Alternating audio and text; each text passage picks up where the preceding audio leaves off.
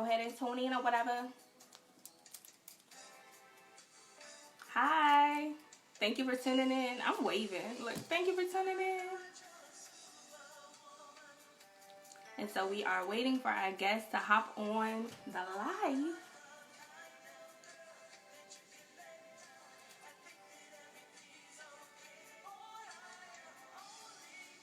Hey. And so we are waiting to get started. Thank you for joining.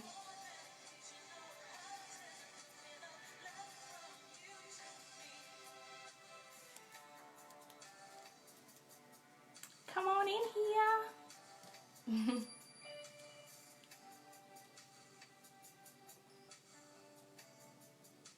Let's see.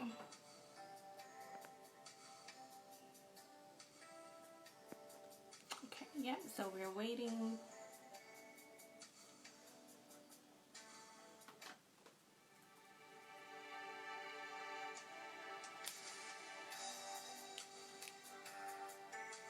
Courtney, there she go. Let's see.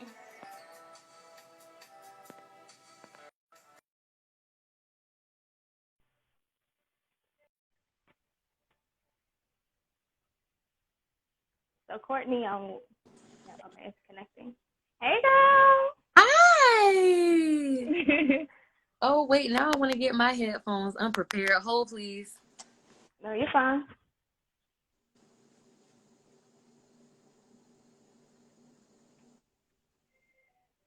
Hey, I see the love. Hey, y'all. I'm bike. Yeah. Bike. Girl, I feel like my headphones look old. They do not, sis. It's a headphone. It's okay. So how is the connection on your side with me? You can see me good? Yes, Am I I can clear? see great. Okay. Yep, you're clear. Am I clear? Okay. Yep, you're good. Okay, cool. So, look, it's 7:01, so I guess we can give it a few more minutes to give some people to get on. Right. Okay, cool. Okay, Eyeshadow, you looking pretty. Thank you. So do you, queen. Thank you. You're welcome. Good job. Hi, Tasha. How do I? Oh, okay. Hi, Tanisha. Shout out to Wask. Shout out to y'all. Let's see. So would you like to wait some more, or would you like to go ahead and get started? This is your platform. Okay. I am your guest, child. At Okay. your full leisure and discretion. I'm here for you. Okay. So we can go ahead and get started. And so Okay. if people join in, then they'll join in and be able to engage in the conversation. And then plus the video, I'll be able to post it later. So that way people can tune in later also. Okay. So for those who are watching, thank you so much for joining us. I'm super excited that you tuned in, that you made this time in your schedule. This is a topic that is really important to me, and I know this is a topic that's really important to Courtney as well. And so for those who may not know, I'm just going to go ahead and introduce myself, something real light. And so I am Minister Danielle Beal, and so I'm a qualified mental health professional trainee. I'm a certified life coach, and also I am the founder of Melanin Mental Health and Ministry. And so this business that I created, the purpose, so pretty much what I do, I empower Black women in clergy to be intentional about self-care to improve mental health. And I do that from, a variety of ways, such as coaching, workshops, seminars, etc. And so also, I forgot to add, I'm a licensed minister as well.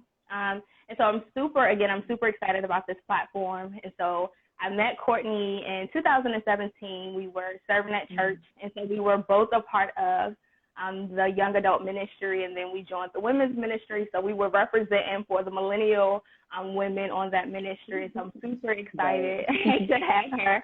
Hello. And so, Courtney, if you don't mind, can you briefly just let everyone know who you are, what you do, Mm-hmm. And why Black mental health is important to you.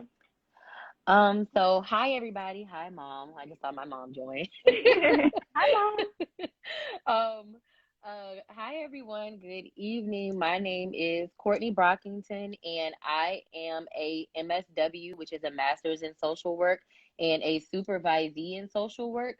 So, in layman's terms, what that means is I am currently in my supervision to be eligible to take the test to be a licensed therapist in the state of Virginia. So that's technically what my title is. That's what I am by title. By trade, I am a clinical therapist at a residential facility. I provide individual, group, and family therapy sessions weekly to children and adolescents and their families inside of the facility. So, yeah, that's what I do. That is what I do. Yeah. Black mental health is very, very important to me because unfortunately in this field we don't have a lot of work. We do now. Before, like when we were coming up, we didn't have a lot of clinicians and mental health professionals that looked like us. And I really believe strongly that people don't know what we go through. Like people, Right. pretty much people can only relate to a certain extent. You can only empathize but so much. There are some things that I feel like we go through as a culture and a people that only we understand. So Absolutely. it is very important to me. I want it to be one of those spaces that somebody could relate to, and vice versa. Right. And I'm the same way. I agree with you, like 100%, like everything that you said. And so Mm-hmm. tonight, our topic is I'm not your superwoman, Black women and depression. And so, Courtney, when you think about the term superwoman, like what characteristics or what ideals come to mind when you think about superwoman? And so, also, if you're on the chat, if you would love to type it in, please do. Like, what ideals or characteristics or beliefs, what do you think about when you just hear the word superwoman? I just automatically think strong. That superwoman just represents just strength and tenacity and just being able to hold it together and saving everybody. You Yeah. know what I'm saying? Holding it together for everybody else, being able to save everybody else, and definitely resilience. A lot of, Yes, sometimes a lot absolutely. of superwoman neglects her own needs in order to be there and be present for everybody else but herself. Absolutely. I Yeah. agree. And so I immediately think about a cartoon, clearly. So I think about Mhm. the cape and, of course, the hero. And so I think Mhm. about how it's this woman who is a savior. So she is saving other people, Right. even if she's incapable of actually saving herself.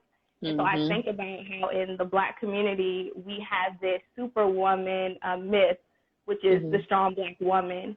And so I Mhm. believe that in our community, as Black women, we're not able to fully be who we are, to become, or given the space to grow because of this ideal of the strong Black woman.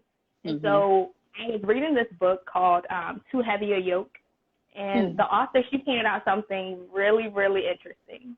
She said Mhm. there's a difference between the strong Black woman and Black women who are strong. And so Mm. what do you think about that statement? Like, what does that mean to you? The strong Black woman, I feel like, is somebody who was just kind of born with it.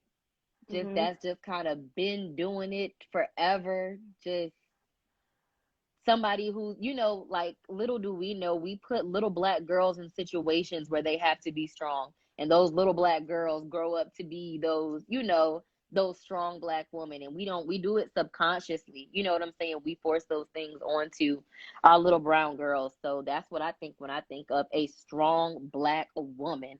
A Black woman who is just strong is kind of what I think of a Black woman that's, of course, always just been a Black woman, but just has been possibly placed in situations in which she's had no choice but to be strong. And I also Mm. do think that the two can be synonymous.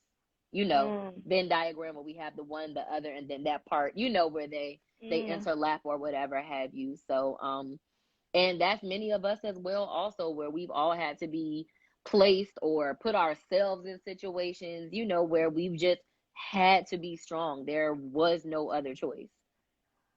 Right. What do you And I think? think also like growing up hearing like don't cry or get it together or get yourself together, and it's like I feel like as young Black girls it was instilled in us, get yourself together, be strong, don't cry, don't let them see you sweat, you can't trust people. And so I feel like that created and that pretty much shaped us, and I believe it was passed down. And I would go so far as to say even from back to slavery, because the Black woman had to be strong. The Black woman had to bear the burdens of everybody, the burdens of the community, lift up the Black man, be the caretaker, so many things. The Black women were raped and abused in so many ways, emotionally, psychologically, physically. And so I believe that was the making of the strong Black woman complex. And somehow we fell into that. And you know what? I saw a quote before on social media. I think, matter of fact, because I don't want to mess this up. Because this quote, okay, so it said, many Black mothers raise their daughters and spoil their sons. What do you think about that? That is true. I think it's absolutely true. Unfortunately, we have this, dang, I don't want to say that, but for lack of a better term, I'm going to say like this chauvinistic complex where we, you know what I'm saying, where we hold our girls to a certain standard and make them do a certain thing, and we coddle the boys. We let the boy, I saw something on social media yesterday, and it was like, well, when I have a daughter and a son, they're going to be equal. Like if her curfew is midnight, his curfew is going to be midnight. If she has to, you know what I'm saying, do a certain amount of chores, he has to do a certain amount of chores. You know what I'm saying? Things of that sort. If she's not allowed to date at a certain age, he's not going to be allowed to date at a certain age. And unfortunately, I feel like we're just getting to the point, like in our generation, and I guess, parenting and things of that sort, where people are starting to realize that disconnect. But before, people definitely did treat their daughters different from their sons. And they were definitely, raising the daughters to be, self-sufficient, cooking, cleaning. You got to go to school. You got to do something with yourself. You got to, things of that sort. But the boy, he can just kind of do whatever. He can gallivant and do whatever. And, I feel like we see a lot of that. And I'm about to probably step on some toes. We see a lot of that, like with our grandmamas and our great-grandmamas and Auntie June still living in the back room with grandma. You know what I'm saying? All the rest of the kids and got out the house and had to make something of themselves and had to go, find their own, had to do their own thing. But Uncle Junebug, they on 55 years old, 60 years old, still living in his room in grandma's house. So we do raise our girls and spoil our boys. And that's not for everybody. There, of course, people that, hold both of their, their gendered children to a certain standards, but we see it. Exactly. And I even think about how, like, I feel like black girls, from the time that we are conceived and we grow up, it's like we're taught to serve a man. And so it's like, fix his plate, be modest, sit like a lady, be a lady. And so it's instilling, who am I? I'm not given the space to even be and to become, because I have to fall into this role. All this and so that even responsibility. Exactly. And it brings me to the next question, like, do you believe that gender roles somewhat shape the strong Black woman stereotype? Yes, unfortunately. And as much as people, maybe I'm about to step on some more toes too, especially in this generation, people be like, I don't believe in that. Ain't no gender role, like, you know what I'm saying? But low key, like, you shouting that from the mountaintops, but your actions prove otherwise. You know what I'm saying? Like, you hold yourself to a certain standard, but won't hold your man to a certain standard, or your brothers, or your uncles, or your cousins, or even going as far as, like, the women and stuff that they bring it down, that they, bring around. And, you hold those women to a certain standard, but won't hold our brothers, our uncles, our cousins, our dads. You know what I'm saying? We still subconsciously and maybe sometimes unintentionally do it. Yep. And I feel like even as Black women, it's like we're the caregivers, we're the caretakers. we're expected to cook and clean. And so, you know, men may say, do you know how to cook? And it's like, bruh, Do you know how you? to change a tire? You know, Right. like, exactly. Do you know how to cook? So it's like, Can are you we change this gonna... air filter up in here? Can you Exactly. change my oil? Exactly. Okay. And so it's like basing the value in women based on our looks, based on this ideal of these characters, so you can cook, you can clean. And so again, I believe it just goes right back to slavery and those things that have been ingrained. And as you spoke to, like subconsciously, like these are things that are happening. And so last year, like I wrote a blog, it was pretty much talking about redefining strength. And so like, what does that look like? Because I believe that somehow in society, we have flipped what strength really is. And so we glorify the person who doesn't cry. We glorify the person who's always grinding, which may be workaholism. And so we say that strength is not saying, you know, not talking about your emotions, but I feel like those things are actually weaknesses, because it takes strength to say, I'm not okay. It takes strength to say, I'm struggling.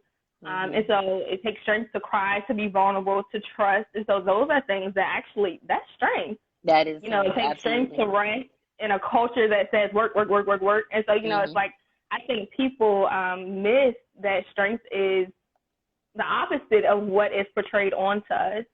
And so how can we as Black women redefine strength? How can we as Black women redefine strength? What would that look like for us?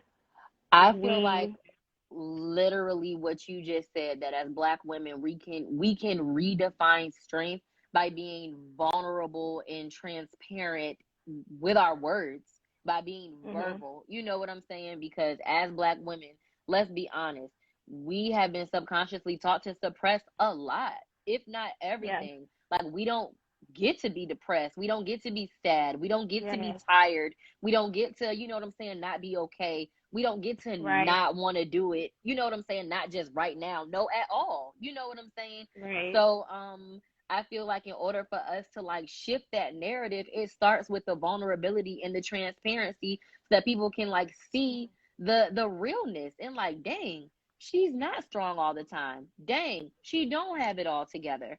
Dang, you know what I'm saying? Like, she does hurt. She does bleed. She does cry. She does, you know what I'm saying? It starts with us, like, you know what I'm saying? So for us not to, for us to stop that hush culture. So I feel like that's where it starts, with us being very vulnerable and transparent, not only with ourselves. It of course starts with ourselves, but more importantly, in order for that to shift, with other people, with one another. That's good. Yeah, I think. And I really believe that. Hey y'all, I see weak Bob the Builder. And so I think another common theme in the Black community is, okay, so we are oppressing one another as well. So we experience this oppression from the community at large, and then the Black community, oppression, especially for the Black woman. And so, and then it becomes Black women against Black women. And so people put Black women against each other in so many different ways. It may be colorism, or it may, and somehow Black women, I believe, again, that goes back to childhood, don't trust her. And so Black women see their Black sisters as competition. And so how do we as Black women get to a place of truly empowering other Black women and not seeing Black women as our competition? You know, because some people, they do see Black women as competition. So they may say they're women's empowerment, but really you don't even like women. You know what I'm saying? So it's like, that's good. You know, like, how do we get to a place of like, I'm not your competition. What God has for me is for me. Even if it's similar, like, I can still root for you, and me rooting for you is not going to affect what God is doing in my life. You know, so what do you think about that? That's so crazy. My best friend Brittany and I were having a conversation about that yesterday, and I like broke down in tears talking about some stuff that I didn't even realize was affecting me. And I feel like it starts from our childhood. I feel like a lot of it starts with bullying. You know, with bullying and the conflicts and things that we have when we're young. And it starts with us. The first bully I remember ever having was another brown girl. You know, It wasn't a white girl. It wasn't a boy Right. pushing me in the dirt or something. No, it was another little black girl. You know what I'm saying? For whatever reason. And, I feel like it starts with that. A lot of us have like subconscious, unresolved childhood traumas that have, you know what I'm saying, morphed their ways into our adult lives.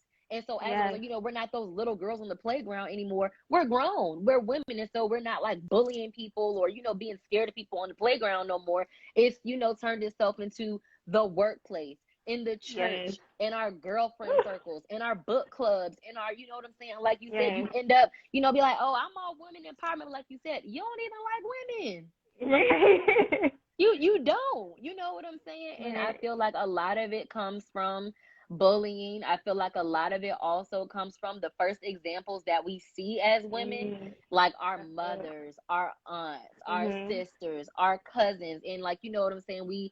A lot of things that like our total cognitive formation happens by age 6. Think back to all the things, you know what I'm saying? We probably can't even remember a lot of the things that we saw, experienced, you know what I'm saying, from infancy to age 6, but the core of our being was fully formed by age 6. And it's so, you know what I'm saying, you think back like to those relationships you saw, your mom and your aunt, your mom and her mom, your grandma with you, your mom with you, you know what I'm saying? And so in addition to that, we get older, we go to daycare, we go to school, we go over our cousin's house, we go to the summer program, you know what I'm saying? And we form these relationships with other small brown girls, and then it turns into and escalates, when we're adults and we turn into black women or black young adults or black young ladies, and it turns into this nasty, ugly thing. And half the time people don't even, have the common sense to think, well, where did that come from? They just fit in it. They just fit in it. And some people are okay with it and don't realize that it's them too. Sometimes it's not everybody else. It's you too. And we don't even, you know what I'm saying, have the whatever to try to think like, well, where did that start? Or where does that come from in me? You know what I'm saying? Why don't I like women? Why don't I trust women? Like a lot of people just go with it. But I'm so glad to be a part of a generation that's breaking that whole go with it notion. Exactly. Yeah. Exactly. And so even when Brooke, she put a comment that said insecurity starts young. And so I agree, like we agree. And so that even speaks to that childhood trauma. What type of love were you receiving in the home? What was that dynamic like? Because as Courtney mentioned, it makes the impact. It affects everything. It affects every relationship. How were those first relationships with your caregivers or your parents? Because that relationship or those relationships literally shape how we view others, how we see ourselves, how we view the world. And so all of that plays into it. And so I wrote down 5 stressors for Black women. So I thought about like, what are the top 5 stressors for Black women? And so if you're on the chat, can you drop like, what do you think are the top 5 stressors for Black women? And Courtney, what do you think are the top 5? I'm gonna compare ours to see. I'm about to say I got a few. I tried to narrow it down to 5 because once I really got to thinking and writing, like I just, was thinking about my own, I don't like to think from like a general perspective. So a lot of my perspectives and things come from me, my own experiences, so a few of the stressors that I had was childhood trauma, toxic relationships, love like all the way around, and not just like romantic love, like friendship love, family love, things of that sort. Workplace oppression / glass ceilings, gender roles, sometimes having to be a sole provider, and lack of confidence. I think that those are some. I know that was like 6 or 7, something like that, but it's fine. It's fine. See, Brittany put I can't. So Brittany put being seen as equals. Brooke put image, and we see career, which I agree with all of those as well. And so I was financial, exactly. I was thinking about racism, I was thinking about sexism. And so sexism being so diverse, right? We see it in the church, we see it, and as you mentioned, in the workplace. Yeah. And so Black women, we have to shift. Every place that we go, we have to shift. We have to make sure that we're not too much, but just enough. And so it's this constant cycle of shifting. And then I also put ageism, because people are going to say, you too young, you too old, your clock's ticking, you know, whatever it is, you know, or you'll get the label as being a young Black mental health professional, or a young Black therapist, or a young Black minister. It's as a woman, it's like, okay, you're young. What does she know? And so I believe also about ageism. And then I also put motherhood, because, you know, I'm not a mother, but I think about Black mothers and, you know, just all that, you know, all that is and all that entails. And so motherhood, I'm like, I know a lot of people, they enjoy being mothers, but a lot of mothers have that mom guilt, and they feel bad for needing a break. And so I believe that is a stress. It's like, you can love your babies and understand that you need a break. And there's a lot of people that literally probably cry in the car, try to eat real fast in the car before they get in the house. You know what I'm saying? Like, they need a break, but they struggle with admitting that because of the stigma and how that woman is supposed to be. And then I also put marriage as far as the stressor as well, because so what about the women who marry not for love but out of obligation? You know, so it's like, exactly. And so a lot of people say Boaz is like this ideal man. My perspective, he's not ideal. He provided for me, and shout out to him for providing. And so I believe even that trickles down. So people are looking for a man to provide, but what if he's emotionally unavailable, but he's paying your bills? Exactly. You know what I'm saying? So I believe that that dynamic as well. Absolutely. And I even put /singleness, because I'm going to be real. Being single sometimes is whack. It's hard, yeah. You know, it's difficult. And so that even in itself, because it's like meeting somebody, you're concerned about what is the type of person you're going to meet. Did they heal from their trauma? Are they working out their process? Are they going to try to connect with me and destroy me? And I think even looking at the news and the times, there's so much domestic violence. I don't know if it compares to back then, but I know what I see now. You know, with so many different things. So even singleness being the stressor. Absolutely. So I was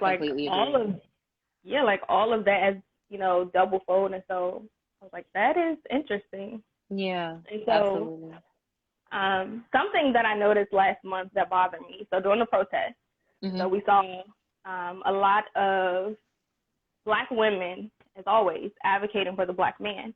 So I don't think nothing is wrong with advocating for Black men. And so there were prayer walks held for Black men. There were prayer calls. People had Zoom meetings. And so all of these things to make sure that Black men's mental health and their capacity was strong, or that they were encouraged during those who were killed from police brutality. And so, of course, we noticed that George Floyd, that became like front and center. Breonna Taylor, backhand story.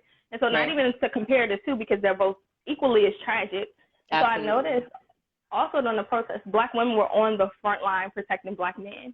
Absolutely. And so I saw, what was it? I don't know if it was last week or the week before last, but I know it was a protest in Detroit. And so I was watching it on the news, and it was like 2 Black women stood in front of the police and in front of the other side of protest. So they were like pretty much in the middle, and they were shielding the rest of the protesters, which were Black men. And so I was like, you know, this makes me cringe, because once again, Black women are on the front line. Risking their lives. Exactly, but who is protecting us? Who's doing it? Like, who's protecting us? Who's holding prayer calls for Black women? Nobody. You know, and so it's very discouraging. Yeah, exactly. And so how do we as Black women create spaces for ourselves? How do we show up for ourselves as Black women and other our Black sisters? And so, or are we expected to wait for other people to do it for us? So should we start creating, or are we expected to wait for them to do things for us? I feel like the days of waiting are long over. I feel like we have waited, not even just like for generations, for like centuries.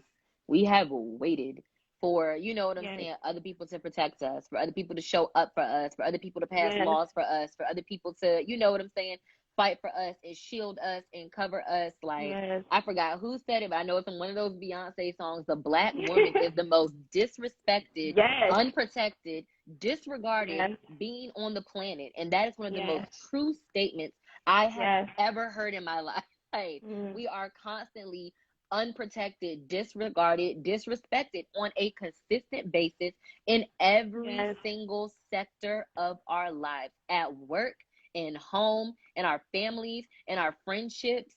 It everywhere. But then at the same time, like you said, they always expect us to stand in front of them and protect them. They always expect us, when something goes wrong, who the first people they go to? Exactly. We stay fixing stuff, but we stay, like I said, this goes back to what we were talking about a few minutes ago. There are not the spaces that are created for us to be strong, or to have a bad day, or to not feel like it, or to just be weak and vulnerable because we so busy having to show up and protect everybody else. So no, we do have to, you know, like I said, those days are over. We do have the time and the space and the boldness and the resources to be able to create those spaces for ourselves these days. We have to hold one another up. You know what I'm saying? We have to support, encourage, empower, intercede, pray for one another, because it's very evident ain't nobody gonna do it for us. Exactly. And that's just the truth. And that ain't trying to, you know, hurt nobody's feelings and step on nobody's toes. It is just the utter reality of the matter. That's real. And I even think about, as Black women, as we carve out these spaces, it's like we need Black men and people of other cultures to stand up for us as well. Just like the fight against racism, Black people, we can fight, we can do what's necessary, but we also need other people to say, you know what, that's wrong. Why are we doing this? And so it's like, it's going to take Black men to make space for us as well. Like, we can't wait for the spaces to be made, but you need to make space for us. And so even I think about it from the dynamic, you know, being a preacher, being a Black woman, and you see so many Black men preachers on panels or having the opportunity to preach. And I just think about what would happen if that Black man preacher denied an opportunity and offered and suggested that his Black sister should have it instead. You know, what would that look like if we actually created this space, if we said no so that somebody else could have a moment? You know, so I think about that all the time, like all the time. And so even as you spoke to Black women, just us expected to do everything. And so how do we as Black women implement self-care into our lifestyles? And so what does that look like for us, self-care? I feel like it looks very different for everyone. And I feel like, again, speaking into this generation, that we're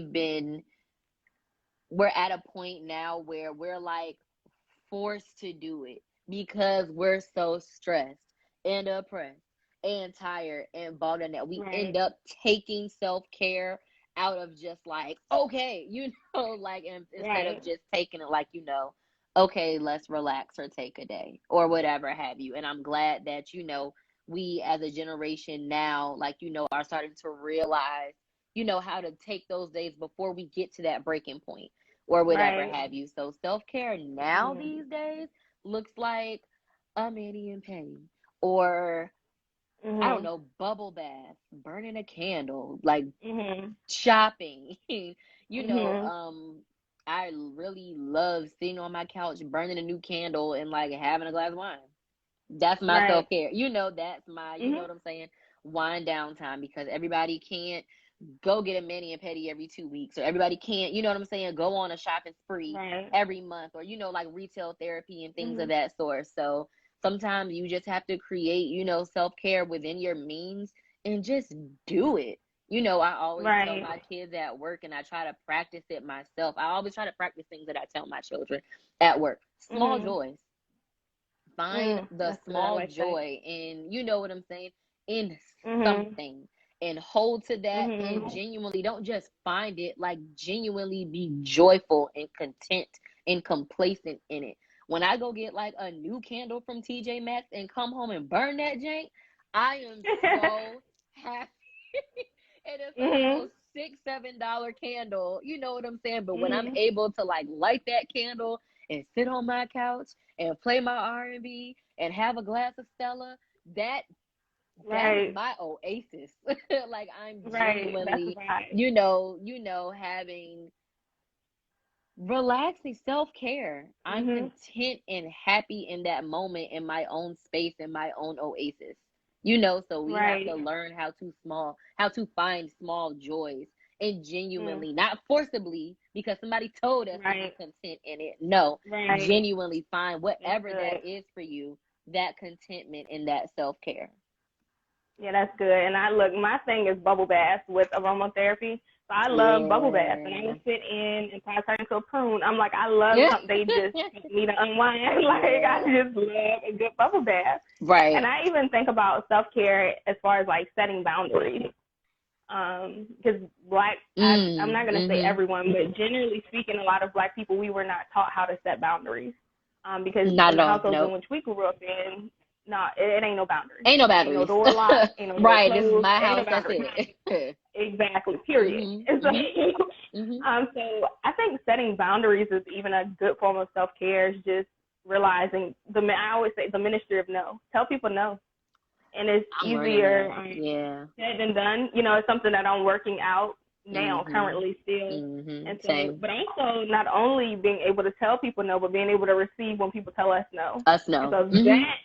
that That's a is a big challenge one. to me. Yeah. Right. What you You mean told me no? no. Right. So what you mean no? What does that mean? Like, Right, exactly. Like, but I gotta respect your boundaries. And so absolutely. even so understanding that self care can even be like setting boundaries. It can be letting people go, like disconnecting from people who drain your energy, like not taking that Mhm. phone call, not Mhm. engaging in the person who may try to spark up an argument. And just Mhm. like, man, I have to protect my peace. So to Right. protect my Right. peace, look, I know you coming with your stuff. I don't have time for it. So I don't have the space for it. Right. And Right. so, you know what? I'm not gonna pick up the phone. No, and so Mhm. I think boundaries are so important. And Absolutely. so They are. it's like that is a form of self care that we as Black women, if we set those boundaries, if we say no to the demands that people try to place on us, then we'll Mhm. be able to take better care of ourselves. So I Absolutely. even I think about like one time I got flued out. Now let me stop. So I think about Get flued out then. got flued out. When I think about like when you get on an airplane and the pilot says, in the event of an emergency, I want you to put the oxygen mask on yourself first. And it's Mhm. like, because why is that? Because you can't help nobody until you help yourself first. And so I think Absolutely. it's critical for us as Black women to really internalize that. Like we Mhm. cannot help other people until we Until we first help ourselves. pour into ourselves. Yes. Absolutely. I And completely agree. so I think like the idea of working on autopilot, like have you ever found Mhm. yourself in a situation where you're just going and going and going and you're on autopilot and you don't really realize it, or are you really good with Absolutely. pretty much you absolutely? Mhm. And so how does Absolutely. your body feel? How is your body responding when you're just going and going and going? It becomes like a outer body experience. Like just Mm. kind of like ooh, not even outer body, like sunken places. You remember in Get Out Mm. where it's like, Yeah. that slither of you is still there, but Yeah. everything else is, or it's like it's someone else in the movie, but for this, like everything Right. else is in control. You know what I'm saying? Like, Mm. Right. it's so funny. My girlfriend Talia, who is up here right now. Hey Talia girl. She made a post yesterday, I think it was today or yesterday, and was pretty much talking about how she was driving and she had so much on her mind. She was driving just regular on the street, and like a few times was like, dang, was that light even green? Mm. Was that, you know what I'm saying? Yeah, And that's real. I related it I was to gonna say I've done that. her. You know what I'm saying? I was Mhm. like, okay, so I'm not the only one that's been Yeah. so occupied up here. You know what I'm saying? Like Mhm. you don't even realize that the light was green. If you had the right of way, like, and it's not like intentional, you're out of it. You're thinking, you're Right. processing, you're thinking about tomorrow, and tomorrow's tomorrow. Mhm. And you know what I'm saying? Trying to Yes. calculate whatever in your mind.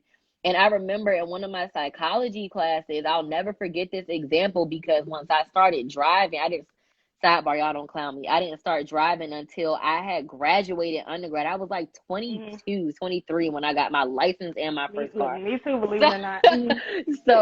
Yeah, Sabrina ain't played that. No driving. But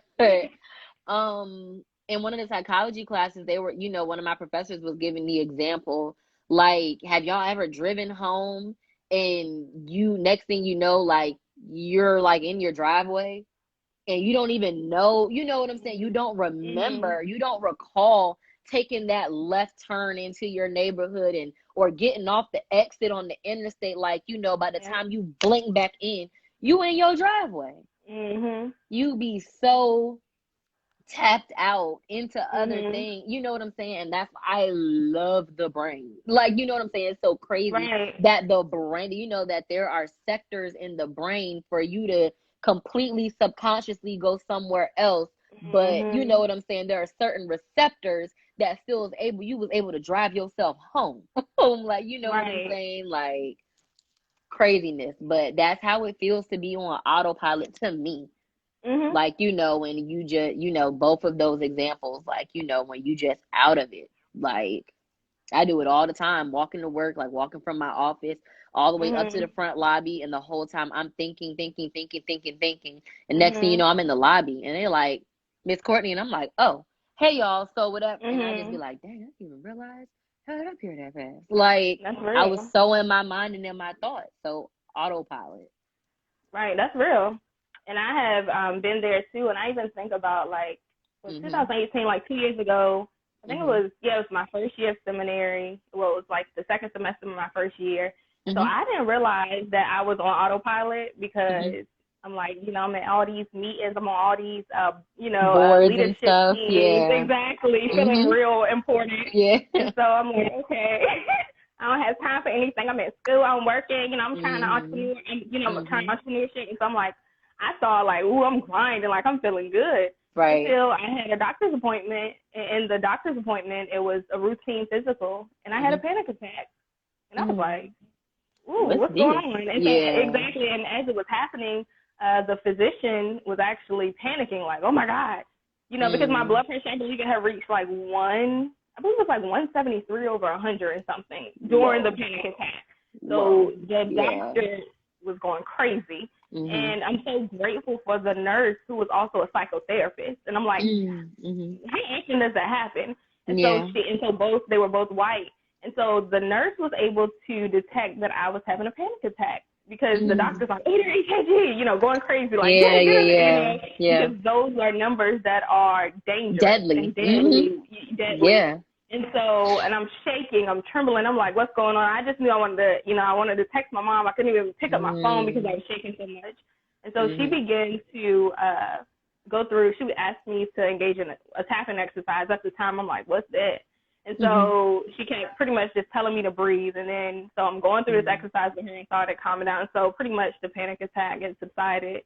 And it felt like forever, but it was maybe like all of 5 minutes. And then, of course, they checked my blood pressure, and so they checked my blood pressure again. And so that night, I was supposed to, do a career fair at church and to talk about resumes. And I was like, I'm not going to go. I can't go. So for me, I can't do it. And so for me, it was at that moment, it was like, this is a blessing in disguise because I've been going and going and going. And so for me, that was the wake-up call. Seeing my blood pressure reached that number, I was scared. Heart rate was like, I'm scared. Absolutely. So I was like, everything got to go. And so I started stepping down from leadership roles. I started saying, okay, let me see a therapist. Let me make this appointment. Let me talk through this. And one of my professors, he said something so profound. He said, unresolved anxiety will always find somewhere to house itself.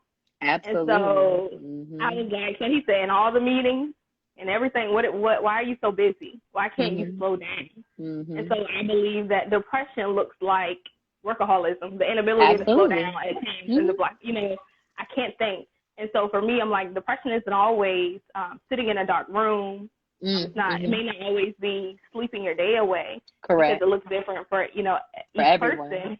And so I was like, okay, so this for me, and then seeing the therapist and getting diagnosed with generalized anxiety disorder. a working diagnosis of Me too, post-traumatic stress disorder. Yeah. And so, and I'm like, what? What? Mm-hmm. But then as we went back, I was like, it makes sense. I could identify this grief, this pain, this trauma way back here, So I'm like, this is where it began. And so you shared before your story with depression. And so now, can you share with us, how it was when you were diagnosed with depression? How did you feel during the diagnosis? And what symptoms did you have? Like, what did it look like for you? So my first experience with clinical depression, I was in my second year of grad school. And of course, hindsight being 2020, the actual reason, and my best friend, like, it doesn't sound goofy. Plenty of women go through it, like, so off rip, I kind of thought it sounded goofy, but it's not, because plenty of Black women go through it all the time. It was over heartbreak. And we'll go into a whole nother conversation, if you will. Like, it was the result of a soul tie from, the intercourse that I had with this person, because I was 24 years old and had never been depressed, never had anxiety, never had, like you said, full-blown panic attack until, after that situation. So I believe that was something that was exchanged from somebody else to me, but like, that's a whole other conversation. But the situation happened, we were not together anymore, and these just like heavy feelings, like it was just heavy. It was out of it, something I had never experienced before, because for me, the anxiety and the depression were hand in hand. They came together. It was a double whammy. It wasn't just like, my Brittany busted out laughing when I was saying yesterday, like Eeyore. I wasn't just like, like mopey and sad and blue. Like, I was not eating. I was not sleeping. I had finally like forced myself to go and see somebody at the counseling center at Norfolk State University. And ironically, all of the therapists for like the next week to come were like booked. It was something going on. So the director, Dr. Vanessa Caldwell Jenkins, who does not even see resident, like, patients, like she is just an overseer. That woman took me in and would have hour-long sessions with me. And she was like, you are depressed. You are depressed. You know what I'm saying? Potentially have general anxiety disorder, because like I said, I was not eating. I was not sleeping. Sis took my license because she was like, you are going to go into sleep debt, and you are in a full-blown grad student. You going to work. You're going to class. You're going to your practicum, all of which I'm driving to. And she's like, the absolute last thing I want is your body to go in sleep debt and you behind that with the wheel of that car. So wasn't eating, wasn't sleeping. I would sleep maybe about 30 minutes. I would see every hour, 12 o'clock. And my girlfriends and everybody who was close to me knows I'm a grandma. Baby, I'm in bed by 8 o'clock, 9 o'clock, and I'm asleep by 10:30 at the latest. But I would see every hour, 11 o'clock, 12 a.m., 1, 2, 3. So I would watch the sunrise every morning. And you would think that would be peaceful and calming. And like, it was like I was a prisoner in my own mind, in my own body. I could not identify what was going on. Some nights I may have slept 30 minutes tops, just a few minutes, like, and I remember when I would always, before I would like fall asleep good, like if I felt my eyes starting to get heavy, I would pray.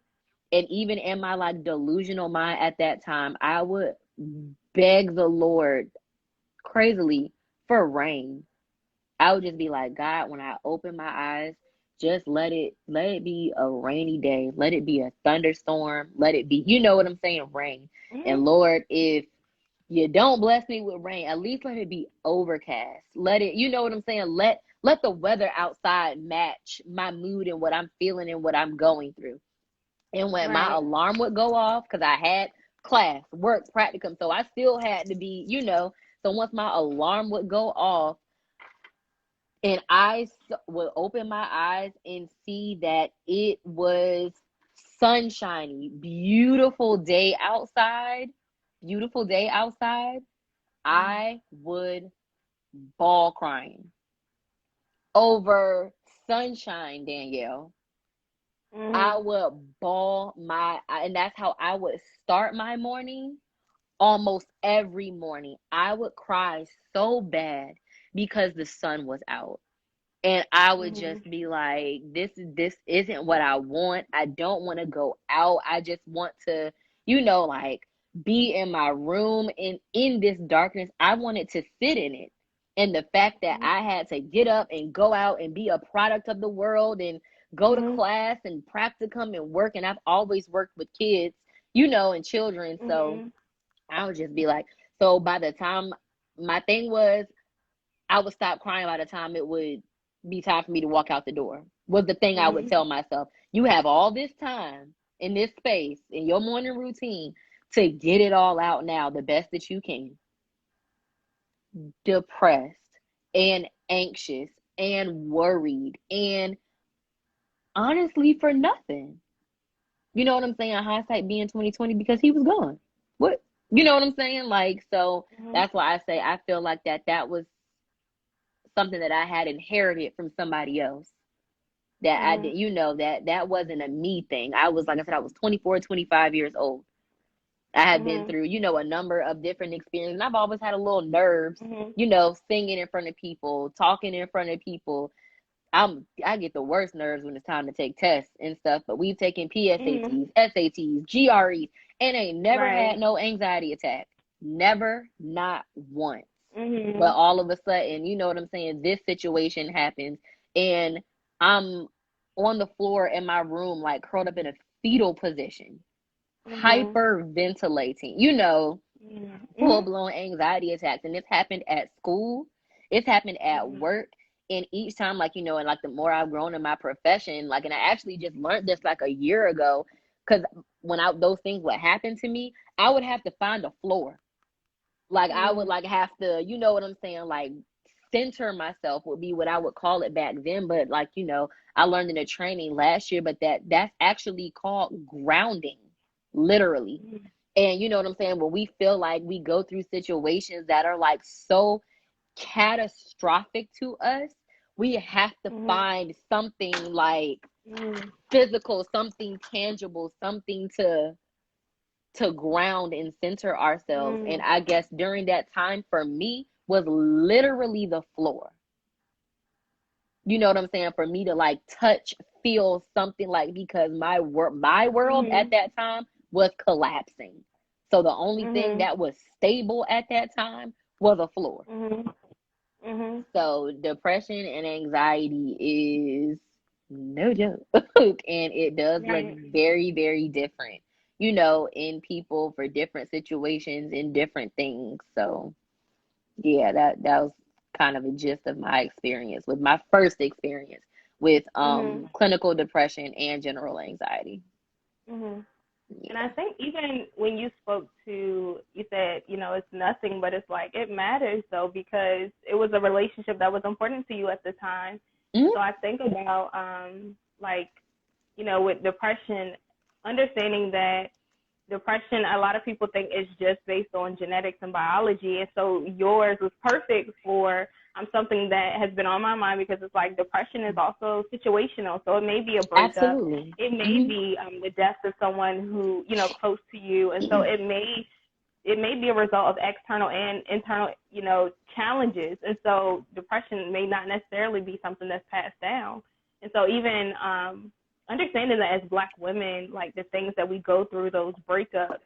And I believe it was a thread recently on social media where a Black woman, I guess she was in a relationship, the guy, I guess, who left her. So she and her kids were in a vehicle and she tipped it over. And so, people were questioning, like, how could she do that? But it's absolutely. Mental health is. Yeah, like it's that real. is something, like grief, it showed up for her in that way where she wanted out. And so life. And she wanted to take her children with her. Exactly. It got so dark. And so even, I think Troy's comment just talking about, do I have to like go through this another day? And so even for me, like with the working diagnosis of the post-traumatic stress disorder, as you mentioned, like anxiety and depression going together. So that's basically, that PTSD. And so the anxiety is like, you can't sleep. And then the depression is like, you too tired. You don't really to do have anything the energy. else.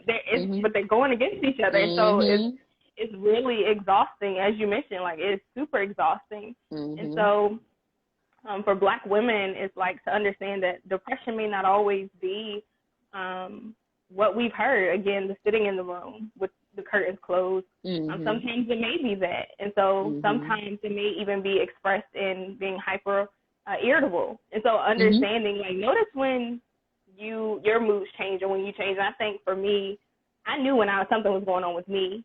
And honestly, I was waiting for somebody to see it. I wanted the people around me to see it. I desperately wanted somebody to say, why are you taking on so much?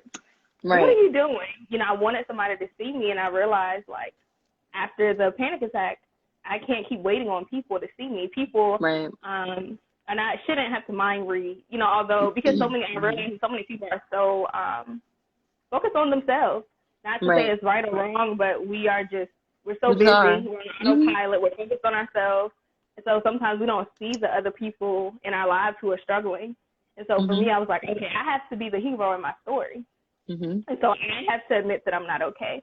And so for any Black women that may be watching in or may watch later, I just want you to know that if you are struggling or you are suffering, like, be your hero. You know when it has gone too far. You know your emotions.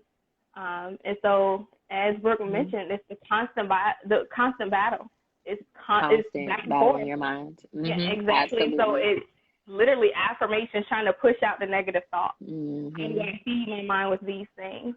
And so it is intense. And I saw a quote. It was something mentioned in this book. It is called Black Pain. And I wanted to share the quote because it spoke about how we have inherited grief. And so speaking about that grief coming from, again, slavery. And so it spoke to depression as far as Black women. And it said a primary symptom of depression for Black women may not be I feel sad, but I feel mad. We tend to manifest depression by getting angry because our ancestors could not get depressed and stop. So when you see an angry Black woman, you're seeing a depressed one. A depressed one. What do you think about that? Do you agree? Yes, I absolutely do agree with that in the sense that, when we first started the discussion, like I said, we don't really have the time and the space to be sad or to stop and cry or to, so sometimes you will get that shortness or you will get that irritability or that frustrated or that, you know what I'm saying? So absolutely. Do I think that every angry Black woman is depressed? No. But is it a huge possibility that she most likely is or some of them most likely are? Absolutely. Yes. Absolutely. And I also think that a lot of times, especially that I see at work, like I said, because I clinically diagnosed with a lot of these little brown girls that are going to turn into, grown Black women. I have family therapy weekly with their grown Black mamas. You know what I'm saying? And see, you be like, oh, I see, things of that sort. But I feel like I work, a lot of what I see is depression showing up in like functionality. Two things. So either functional depression or like that overly happy type affect. Like that constant, I'm fine. You know what I'm saying? I'm fine. Type ordeal. And you be like, you're not fine. Like what's really going on. But I can more so relate with the functional depression type ordeal. I had been functionally depressed for like a year and a half. And about maybe like about a year ago, that light bulb finally went off over my head because we get so much in the swing of things, in the swing of life. And like you said, we don't have the time. Nobody got the time to sit around and be mad. And by the time you come home, you so beat and bogged down from your day. You prepping for the next day. You getting your lunch together, taking your shower, getting your work bag together, and then it's time for bed. Type ordeal, and but then something will happen and it can be anything. It doesn't even have to be like a major event of Mhm. any sort, like anything. It can be big or small, can happen. And that wave, it's like a wave, yo. That thing will come Right. and it will knock you off your feet. And all of the stuff that's been, you know what I'm saying, pent up and built up for the year